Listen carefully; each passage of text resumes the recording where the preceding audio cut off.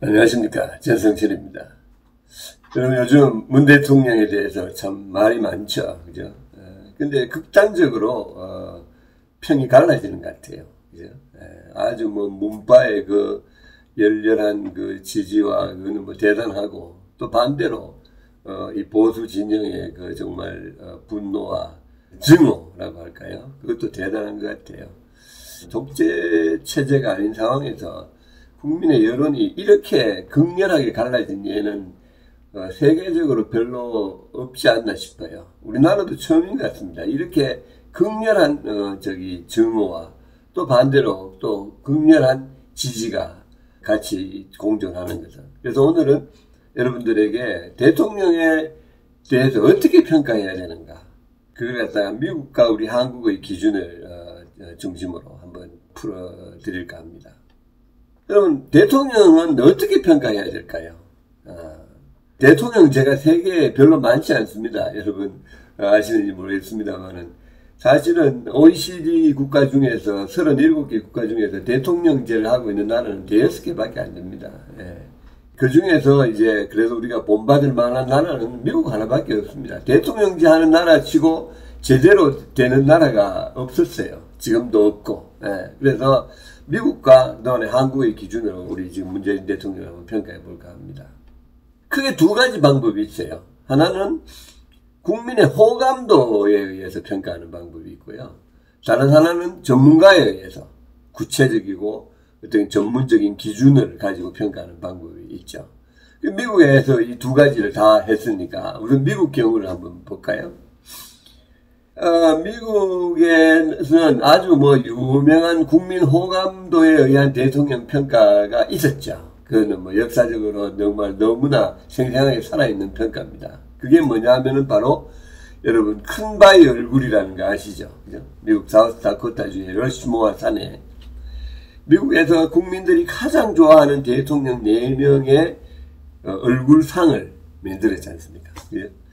그 가보신 분이 있으신지 모르겠습니다만은 정말 그걸 보면은 이 국민들이 미국 대통령 이 사람들을 얼마나 사모했는가 존경했는가를 알 수가 있어요.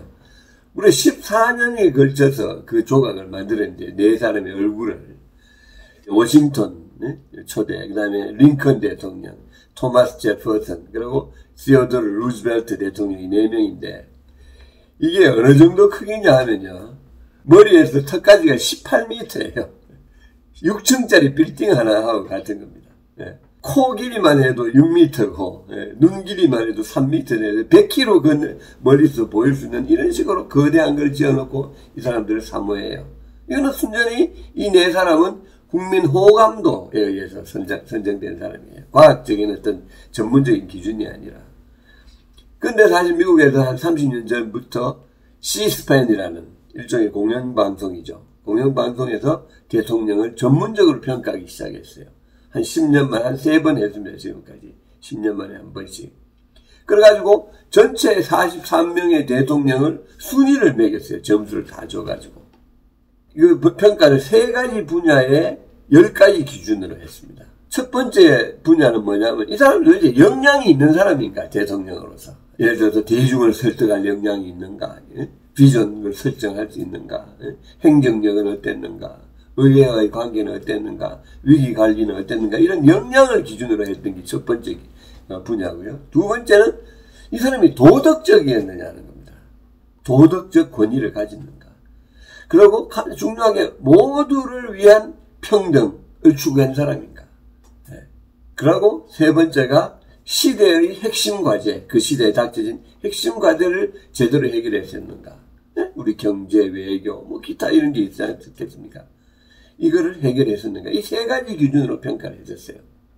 그래가지고 1등부터 43등까지 쫙 순위를 매가 지금 3번까지 발표했습니다. 작년에 3번째가 나왔죠. 근데 재밌는 거는요, 그 탑 7 안에는 국민들이 호감도에 의해서 선정했던 4명의 대통령이 항상 포함되어 있다는 거예요. 그게 뭘 말합니까? 국민 호감도가 과학적인 분석하고 비슷하게 정확하다는 걸 이야기하는 겁니다. 이 7명을 한번 보면은 뭐 워싱턴, 토마스 제퍼슨, 링컨, 디오도르 루즈벨트, 프랭클린 루즈벨트, 트루먼, 아이젠하워 이런 사람들인데 그런 사람들은 아까 그 이야기한 세 가지 기준, 역량이 있었는가, 충분히 도덕적이었는가, 한마디로 모두를 위한 정의를 공정하게 추구했던가, 예. 그 다음에 시대의 핵심 과제를 제대로 해결했던가 하는 그 세 가지 기준에 의해서 7사람은 항상 그 3분의 1 안에 들어가는데요. 꼴찌 3분의 1에 들어가는 사람도 거의 비슷해요. 예. 그러니까 과학 평가자는 10년 만에 하니까 계속 달라지는데도 거의 비슷한 결과가 나온다는 거죠. 대표적으로 시대적 과제를 제대로 해결하지 못한 사람들, 예를 들어서 대공황을 일으키거나 또 뭐 금융위기를 일으킨 조지 부시 대통령, 31대 후보 대통령 이런 사람들이 이제 전부 꼴찌에 들어가고 있습니다. 제일 흥미로운 거는요, 도덕적인, 얼마나 도덕적이랬는가, 모두를 위한 정의를 추구했는가 하는 이것에서 대해서 점수를 나쁘게 받은 사람은 전부 꼴찌 그룹에 들어갑니다. 제일 대표적인 사람들이 이제 예를 들어서 남북전쟁, 노예전쟁 이거 전후에 걸쳐서 그걸 일으키고 거기에 조력했던 사람들은 전부 꼴찌예요. 국민 분열을 불러일으킨 거죠. 예를 들어서 43위 제일 꼴찌에 있던 제임스 부캐넌 대통령은 유유부단하고 중요한 도덕적인 그걸 못함으로써 정말 국민을 더욱 분열시킨 그런 기록을 갖고 있는 거죠. 그래서 역량과 명령과 업적과 그 다음에 정의로움 이 세 가지가 미국 대통령을 평가하는 기준이고 이 기준은 아마 앞으로도 계속 될 것 같습니다. 아까도 말씀드렸지만 이 기준으로 평가한 결과와 국민의 단순한 호감도가 비슷하게 나온다는 거. 예. 참 의미 있는 거죠. 그러면은 우리의 9명의 대통령 지금까지 우리 국민은 어떻게 평가하고 있을까요? 먼저 호감도로 볼까요? 그동안에 우리나라 여러 여론조사 기관들이 호감도를 많이 평가를 했습니다. 상당히 여러 번.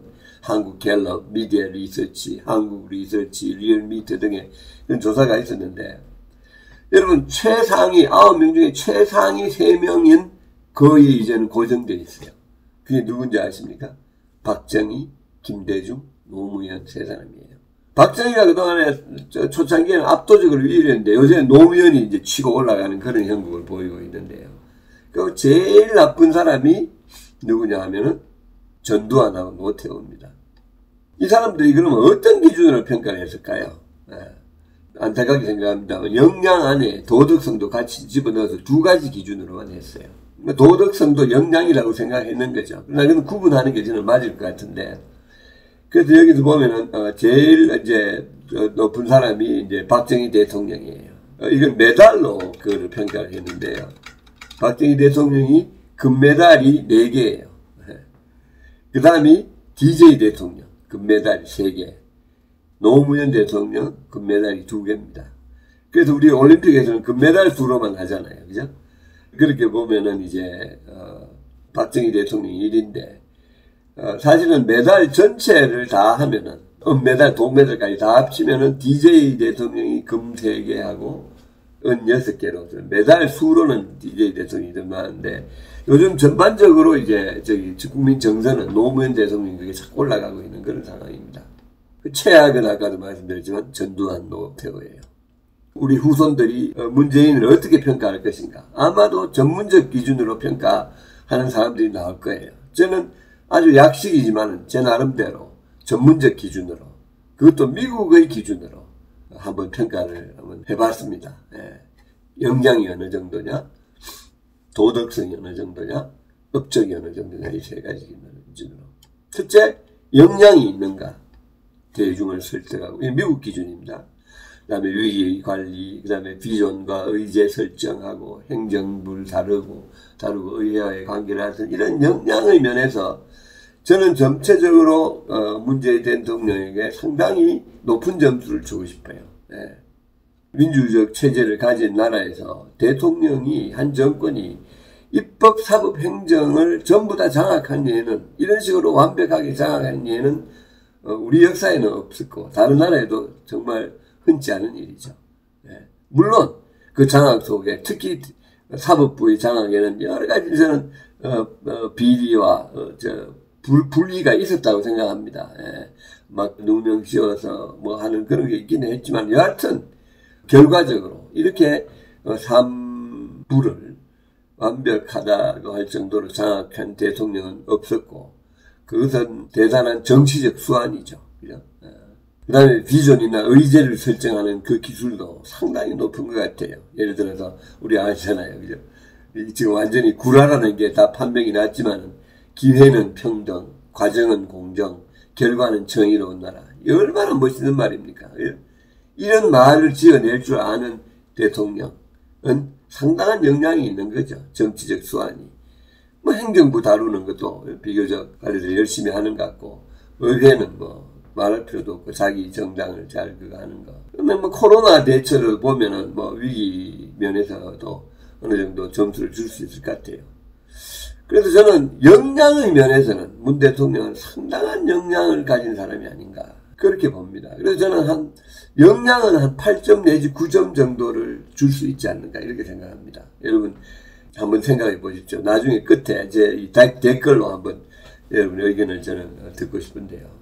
그 다음에 두 번째 기준이 이 대통령이 시대적 과제를 제대로 해결했는가 그거는 어떻게 봐야 될까요? 우리 한번 볼까요? 분야별로. 제일 먼저 많이 보는 게 경제를 많이 보죠. 그죠? 사실 이 대통령 참 운이 좋은 사람이에요. 코로나가 오기 전까지 문 대통령의 경제 실적은 역대 대통령 중에 꼴찌예요. 거의. 2003년간 코로나 오기 전에 경제 성장률이 2017년에 3.2%, 2018년에 2.7%, 2019년에 2.0%로 전체 2.6%로 근래 대통령 중에 꼴찌입니다. 김대중 대통령 5.3%, 노무현 4.5% 평균입니다. 이명박 3.2%, 그 시라는 박근혜도 2.9% 했었어요. 그러니까 경제가 사실은 꼴찌인데 코로나가 와가지고 이게 전부 이제 타살이 생겨가지고 울고 싶은 놈, 뺨 때려준 격이 돼버렸어요. 경제 분야는 사실은 엉망입니다. 근데 저는 이 문 대통령의 경제 분야에서 가장 큰 실책이 사실 부동산 정책이죠. 단적으로 어떻게 표현을 할 수 있느냐 하면요. 문 대통령의 이 3년 동안에 그러면 집값이요. 52%가 올랐어요. 무슨 이야기입니까? 집 가진 사람들은 강자잖아요. 강자들은 그만큼 더 강해졌다는 거예요. 그리고 집값이 올라버렸기 때문에 약자가 집 가지기는 더 어려워졌잖아요. 약자는 상대적으로 그만큼 더 비참해진 거예요. 진보 정권에서 일어날 수 있는 참 해괴한 일어났으면 안 되는 일이 일어난 거예요. 이건 문재인 대통령의 진보 대통령으로서 정말 최악의 업적으로 길이 단순한 이런 경제성장 이런 게 아니라 이것이 문 대통령의 가장 큰 아까 이야기한 경제성장률은 어떻게 보면 감각적이고 표피적이지만 이거는 살아있는 현실로서 너무너무 큰 실패작이라고 생각합니다. 그 다음에 외교 분야는 뭐 우리 너무 잘 알잖아요. 한 나라하고도 친해진 나라가 없어요. 이 나라가 3년 반 동안에. 미국과는 뭐 이미 냉랭하잖아요. 최근에 폼페이오 국무장관이 일본까지 와가지고 한국에 오게 되는 거 안 오고 일본까지 왔다가 그냥 가는 이런 미국으로부터 우리가 박대받는 거는 최고의 동맹, 우리의 생존을 위탁하고 있는 나라로부터 박대를 받는다는 건 정말 심각한 거죠. 실제 우리를 누가 침략할 때 우리를 지켜줘야 할 사람이 지켜줄 것인가 하는 의문을 가지게끔 되는 그건 외교에서 대미 관계를 이런 식으로 했다는 것은 너무너무 큰 실패죠. 그 다음에 일본과는 뭐 우리 거의 적대 국가 같잖아요. 그죠?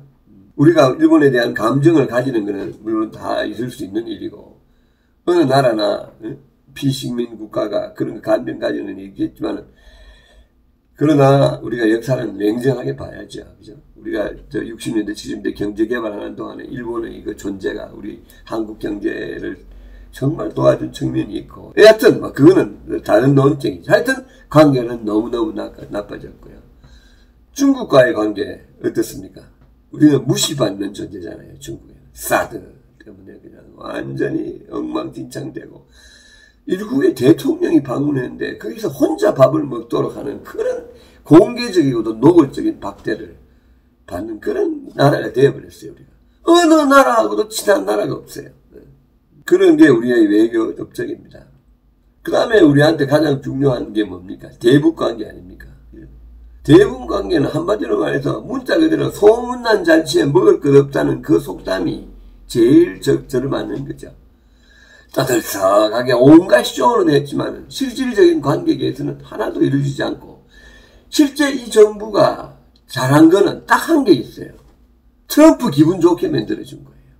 트럼프가 그 쇼맨십 해가지고 세계 노벨상 후보 이야기까지 나올 정도로 트럼프 도와줬는데 그렇게 도와줬는데 박대만 받고 있는 게 지금 문재인 정권의 지금 현실이지 않습니까? 우리 공무원이 거기 가서 살해당했는데도 꿈쩍소리 한다고 뭐 말 한마디 했다고 고맙다는 이야기까지만 하고 다 이런 류의 국가적으로 최신 없는 이런 일들이 지금 생기고 있는 겁니다. 저는 문재인 대통령의 대북 관계를 제대로 해보겠다는 그 진솔한 진지한 진정 어린 그 열망을 저는 인정합니다. 바람직한 것이죠. 예.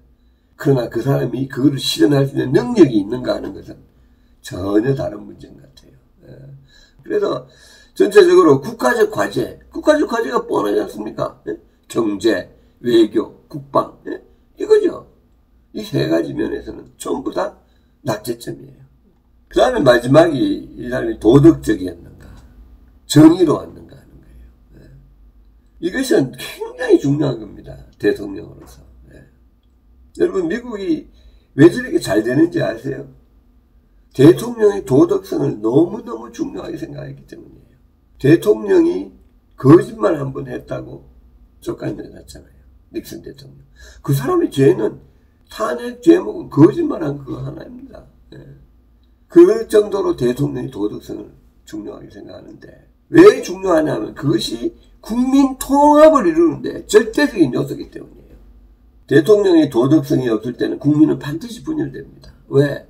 대통령을 무조건 지지하는 그룹이 있거든요. 어느 정권이나. 그러나 정의롭지 못할 때는 많은 국민들이 그게 반발하기 때문에 반드시 국민이 분열될 수밖에 없어요. 지금 우리나라에서 일어나고 있는 현상이 바로 그겁니다. 대통령의 도덕성이 결여됨으로 해서. 문재인 대통령은 다행히 개인적인 비리가 뭐 수뢰라든지 이런 거는 지금 나타난 게 없지만은 국민에게 주고 있는 너무나 분명한 인상은 정의를 짓밟는다는 거예요. 뭐를 위해서? 자기 편을 위해서. 이것은 아까 43명의 대통령이 평가하는 미국의 기준으로 이거는 가장 치명적인 약점이에요. 우리가 독재 정권 하에서는 국민이 분열될 수밖에 없었어요. 왜? 그것도 도덕성이니까. 그죠? 그래서 그 독재 정권을 지지하는 거 안 하는 세력 간에 분열이 있을 수밖에 없는 그건 당연한 겁니다. 그러나 민주국가에서 지금 우리 대한민국 같이 이렇게 국민이 처절하게 철저하게 분열되어 있는 정권은 아마 유례가 힘들 겁니다. 없을 거예요. 단적으로 말씀드리면 제가 느끼는 거는 현재 이 나라 보수의 눈에 문재인 대통령은 전두환하고 같은 급이에요. 증오와 경멸의 대상이 되어 있어요. 왜? 문 대통령의 내편 감싸기를 위한 정의의 유린이죠. 많은 국민들이 이 문 대통령이 위선자라고 생각합니다. 그 정말 비단결 같은 말 속에 내 편을 위해서는 모든 것을 다 희생하는 자기의 체면, 국가의 정의 이런 거를 무조건 희생할 줄 아는 그런 자세가 우리 이 국민을 지금 분노케 하고 있는 것 같습니다. 한마디로 말해서 검찰을 자기들 비리 덮는 데 쓰면서 그걸 검찰개혁이라는 말로 부르는 이런 행동들이 그 조국과 추미애를 결합하고 이런 정말 자세와 그런 모습이 이 양식 있는 국민들이 그거를 들끓게 하고 있는 거죠. 아마 이 대통령의 트레이드마크는 국민을 가장 분열시켰던 대통령으로 아마 되지 않을까 이렇게 저는 생각합니다. 그래서 저보고 이 대통령에게 이 소위 말해 도덕성에 대해서 몇 점을 주겠는가? 저는 3점 정도 줄 것 같아요. 역량은 8, 9점 아주 우수한데도 비해서. 그 업적은 5점. 저는 모르겠어요. 이게 앞으로 1년 반 동안 어떻게 변할지. 그래서 후손들이 어떻게 평가할지를 저는 이제 궁금합니다. 그러나 한번 두고 보십시다. 여러분도 한번 댓글에다가 여러분들이 이 세 가지 기준에서 어떻게 평가하시는지 한번 의견을 한번 표현해 주셔도 재밌을 것 같아요. 하여튼 이 대통령 결론적으로 말씀드리면은 대통령을 평가하는 가장 선진된 기준. 첫 번째가 그 사람의 자질, 역량. 두 번째가 그 사람의 시대적 과제를 얼마나 해결했는가. 세 번째가 그 사람의 도덕성. 이 세 면에서 첫 번째는 아주 우수하고 두 번째는 낙제점 전후로 겨우 이렇게 하는 건데 세 번째는 진정으로 낙제점이 아닌가. 저는 그렇게 생각합니다. 여러분 의견도 한번 보여주시죠. 감사합니다.